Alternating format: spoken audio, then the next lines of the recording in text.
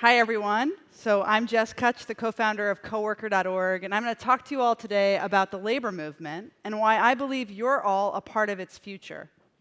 So before I do that, I have to share a slice of labor history that fascinates and inspires me every day.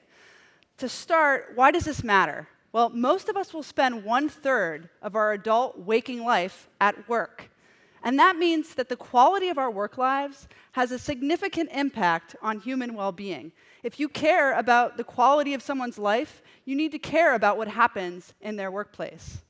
And in the 19th and 20th century, some of the brightest minds of that era tackled this problem head-on. Labor organizers of this time were social entrepreneurs, and the guilds and mutual aid societies and unions they created were hubs of innovation. And they had big ideas, too. One proto-union called the Knights of Labor advanced this idea of the Bureau of Labor Statistics because they realized the need to collect real data about what was happening to the changing workforce. They also built their own stuff, too. The Garment Workers Union built incredible apartment buildings because they realized that their members needed affordable, stable housing in New York City. And these apartments remain there today. But it probably will come as no surprise to you that union membership is in decline, serious decline around the world. In fact, right now, as a percentage of the workforce, union membership is at its lowest rate in 100 years. To give you some perspective on that, 100 years ago, people were being murdered for being members of unions. We're at Ludlow massacre levels in terms of union membership participation. Meanwhile, the economy is going through this cataclysmic change, right? We're moving away from the industrial economy and towards something totally new. Workers are losing ground worldwide while this happens. Employment precarity is increasing, income inequality is growing. Here in the US, half of Americans are now considered poor or low income.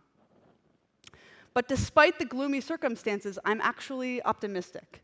And one of the reasons is because we have an opportunity that wasn't available 100 years ago and is made possible through technology, and that is connectivity. Never before has it been possible for workers in an industry or inside a single company to be able to connect on their own in real time, share information, coordinate actions, and communicate with one another. So at coworker.org, we're beginning to tinker with this potential. We have communities of employees inside some of the world's largest companies using our platform. For example, Starbucks, we have 38,000 Starbucks baristas in 17 different countries, organizing on our platform around a range of issues, from dress code improvements to wage increases. Here are 2 campaigns that are running right now on the platform around paid parental leave and understaffing in some stores. And they've actually won some incredible victories.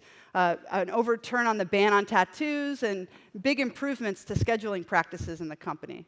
We're also exploring the potential of these employee networks to aggregate and share data that can help them improve their working conditions. At Starbucks, the company actually didn't know that there was a glitch in its scheduling software that was allowing managers to continue scheduling employees for back-to-back closing and opening shifts.